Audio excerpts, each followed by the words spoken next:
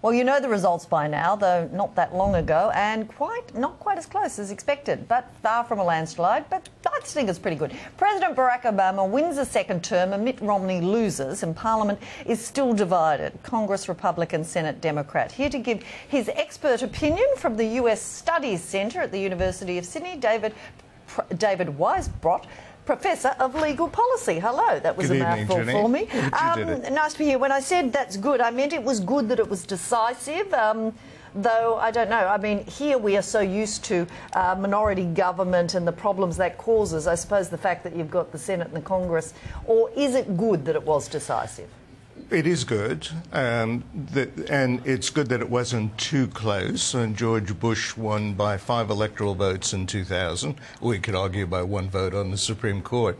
And that did usher in a period where there were questions about his legitimacy.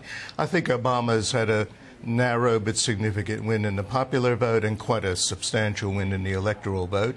So you can argue, as some no doubt will, that he doesn't have a mandate, but really in legal and political terms and constitutional terms, he certainly does. Well, he certainly has a mandate because, I mean, I was saying even last night, I mean, the fact, to me, I worry when those polls were so incredible that they were all so close. It did seem there was an opportunity they might be wrong, you know, that it might not be as close. And I mean, it's not that much below what he won last time in a decisive victory, is it, in electoral college vote? That's right.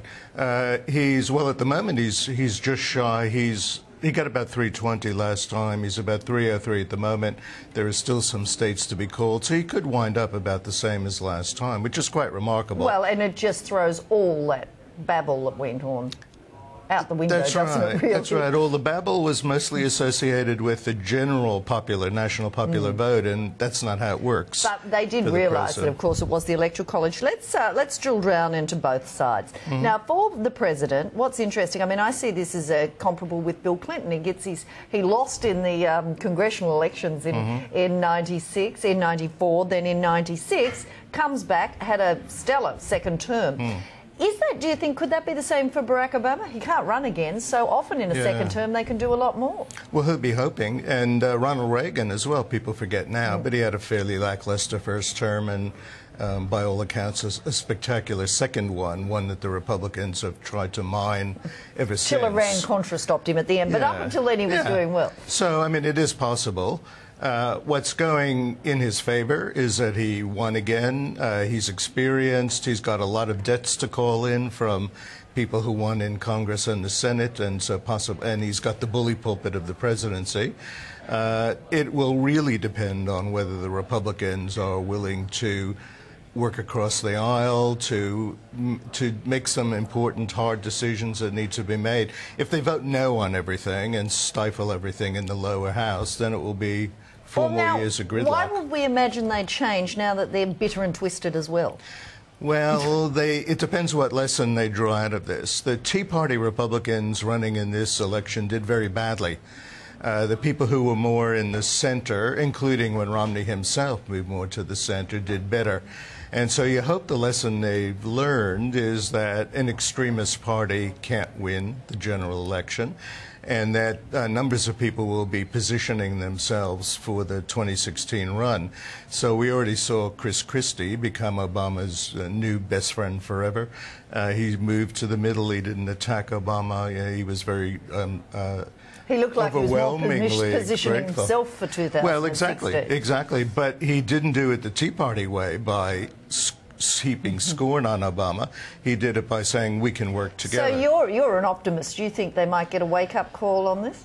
Well, I always say I'm a pessimist with a sense of humor, so I'm not sure whether they really will. If you were thinking logically, absolutely, that's the way you go. You tack more towards the centre, because that's clearly what the electorate said. Well, let's look at that, because we'll go with the priorities. And, of course, the first and biggest, the elephant in the room is going to be that fiscal cliff. That's right. That comes up on January 1. Yeah. That will probably be the first test to see if they want to work. I mean, the Republicans took the nation's credit rating down. They went to the brink on the debt crisis. Yeah.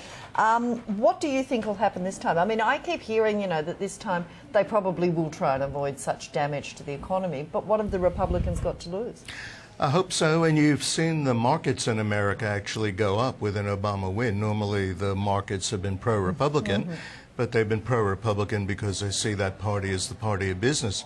They were alarmed by the Tea Party, though, and the possibility of more austerity, more cuts, more posturing, more brinksmanship. And so, again, we have to hope that they've learned from that. Ironically, the fiscal cliff happens before the new Congress is sworn in. Yes, before the inauguration. It's still the old January group. 1. That's right. So what do you think will happen? What's your tip on this? Well, I think, again, I'm hoping cooler heads will prevail and they won't allow it to they won't allow it to fall off the cliff.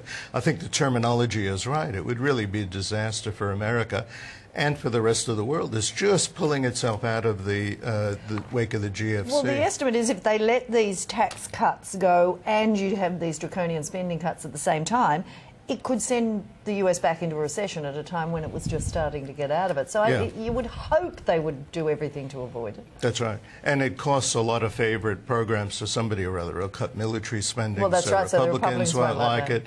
It will cost education and health spending, so Democrats won't like it. You'd think they'd be able to find something. Let's hope that that's good. Now, apart from that, we're going to have a lot to talk of the fiscal cliff. But looking further out, he's done healthcare. What do you see as the priorities? What's going to be the symbol of a second-term Obama presidency? Well, I think he's going to have to deal with jobs for second and third. That's going to be his key passion now. He's been criticized from the left and the right for not doing that right away, although, of course, the Clintons got criticized for abandoning health and focusing on other things. But I think he really has to address that. Are there any other issues that maybe had gone on the back burner? Maybe something as obscure, well, not obscure, but climate change. Is there something else you think he might try and bring back, or will he be, as he learned his lesson, and he'll stick to the main ones? Well, I think overwhelmingly the first year or two will be about jobs and employment creation, but I think he's going to try to build the infrastructure for that as well, and that includes more investment in green energy. It includes more research and education investment.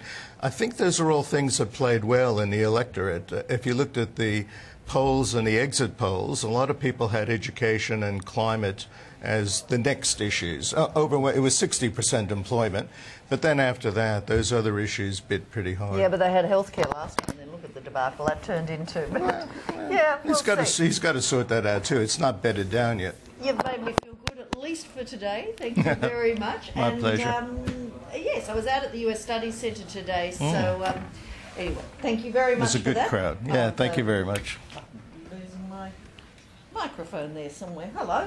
Oh, we're going to go to the break. Sorry, that was Professor David Weisbrot of the US Studies Centre at the University of Sydney. We're going to a break now. I'll be back in just a minute.